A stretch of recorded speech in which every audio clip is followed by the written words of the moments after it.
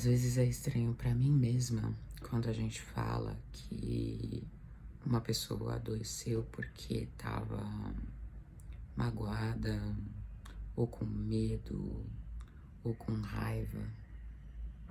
E me ocorre a pergunta: mas como é que é isso? Como é que isso pode acontecer? E aí eu me disponho a pensar sobre os elementos que estão por detrás dessa pergunta. E acontece que fazer essa pergunta é considerar que a pessoa é dividida, considerar que ela é dissociada da própria história, da própria experiência no mundo. A gente tem culturalmente o hábito de pensar que existe corpo, organicidade e existe alma, emoções, sentimentos, e que não necessariamente eles estão conectados. Quando a gente fala então de um processo de vida, de uma história, de uma mágoa que gera um adoecimento, a gente fala: mas sério, pode isso? Como se a conexão não fosse evidente. Tem várias explicações para falar sobre por que nós separamos.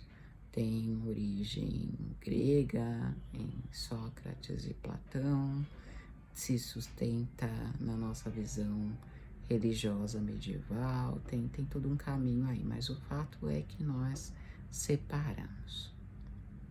Quando uma pessoa adoece e nós dizemos que ela adoeceu porque ela está num sofrimento que não é físico, nós estamos considerando que o adoecimento é uma linguagem. Então, nós ampliamos nossa visão de linguagem. De maneira geral, nós entendemos que a nossa fala e os nossos gestos são linguagem. Quando nós dissemos que o meu organismo, ele se deteriora, ele produz inflamação, ele produz dor, ele produz mal-estar em função de um evento, eu estou dizendo que meu organismo também se comunica e que ele tem uma linguagem específica. Então, existe a linguagem falada, existe a linguagem gestual e existe a linguagem do corpo. Se assim vocês me permitem expressar, não gosto muito dessa construção, essa linguagem do organismo, essa linguagem que talvez não passe nem pela construção da palavra, nem pela consciência. A gente diz que essa forma de adoecimento também conta a história de onde estão as inseguranças, o medo, onde está o mal-estar que está gerando essa doença. Porque a gente acredita que uma pessoa, por exemplo, com mais de 4 anos, com 5, com 7, além dela ter condições motoras de fugir de uma situação agressiva, ela também tem capacidade de verbalização, de dizer: isso está doendo, isto é ruim, eu não gosto disso. E essa capacidade vai se sofisticando na medida em que nós crescemos. Então, quanto mais adulta eu sou, mais capacidade eu tenho de transformar o meu sofrimento em palavra. Mais capacidade eu tenho de fugir fisicamente daquilo que me faz sofrer. Mais capacidade eu tenho de argumentar com outras pessoas que possam ser os estimuladores, querendo ou não, possam ser estimuladores do meu mal-estar, do meu sofrimento. Então, a gente pensa assim: a comunicação orgânica é uma comunicação primária. A comunicação verbal, social, gestual é uma comunicação secundária. Esse primário e secundário se referem só ao tempo que eles aparecem no nosso organismo. Primeiro, eu não tenho verbalidade, eu não tenho inserção social, eu tenho necessidade, eu tenho vida pulsando o bebê, a criança pequena. Na medida em que eu cresço, eu continuo tendo isso e mais a capacidade de socialização, mais a capacidade de traduzir em verbo e de realmente articular o mundo em torno de mim para que ele possa ser uma fonte de bem-estar.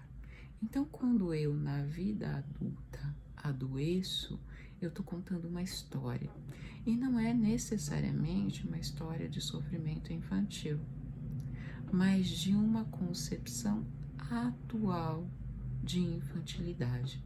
Vamos pensar assim: fui colocada numa situação em que eu me vejo tão incapaz de reação como era na infância. Aí eu penso que aqui minha capacidade de fugir fisicamente está comprometida. A minha capacidade de argumentar está comprometida, porque provavelmente ou eu já tentei falar muito e as pessoas não ouviram, ou as pessoas realmente não ouvem, não compreendem, vivem, falam outra língua. E isso de outra língua é bem interessante, porque não é outro idioma necessariamente. A gente pode falar outro idioma e falar a mesma linguagem. A gente pode falar o mesmo idioma que a pessoa e não falar a mesma língua. É aí que entra, por exemplo, a nossa observação da neurose. Você pode viver ao lado de alguém que, por disposições históricas e pessoais, não tem intenção de te ouvir. A pessoa tem um cenário pronto no qual ela te encaixou e ela só quer que você represente este personagem. Ela não tem interesse real de relacionamento com você. Não tem vontade, não tem disposição. E aí, claro, isso tudo pode ser neurótico, pode ser. Mas o fato é que a pessoa não quer. E você, em não se dando conta disso, insiste, tenta se comunicar. Se por acaso essa comunicação não gerar frutos esperados e você se sentir como que compelida a permanecer nessa situação, eu não posso sair. O sair daqui, o terminar esse relacionamento vai gerar um ônus imenso, vai gerar tristeza para mim e para os em torno de mim. Eu tenho que permanecer. Esse eu tenho que permanecer, consciente ou inconscientemente, disse que sua capacidade de sociabilidade está comprometida. Se a sua capacidade de sociabilidade está comprometida, quem vai agir para defender o organismo é o organismo na sua forma mais crua. Aí você vai começar a adoecer. Você vai começar a sentir dor, vai começar a sentir mal-estar. É uma baixa no sistema imunológico, então isso em algumas pessoas se reflete em resfriados constantes, em infecções recorrentes. Vai adoecer. E adoecer para quê? Para dizer, eu estou me sentindo mal aqui. Eu quero ir embora, mas eu não tenho capacidade de me mover para fora. Eu tento falar e não estou me sentindo ouvido. Eu tento falar e não estou me sentindo ouvida.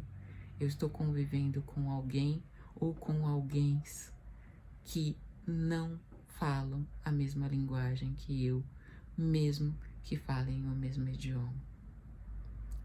Esse mal-estar todo, então, ele vai ser uma forma do corpo dizer, quero ir embora, eu não estou bem aqui. Quando a gente fala na linguagem, no adoecimento como uma forma de linguagem, eu acho que ele é justamente essa consideração de que nós percebemos muito mais do que aquilo que nós pensamos perceber. Só uma parte da nossa percepção vira pensamento, pensamento consciente. A gente está no mundo e a gente sente o mundo. E para o nosso bem ou para o nosso mal, o nosso corpo não foi construído com as nossas ideias somente.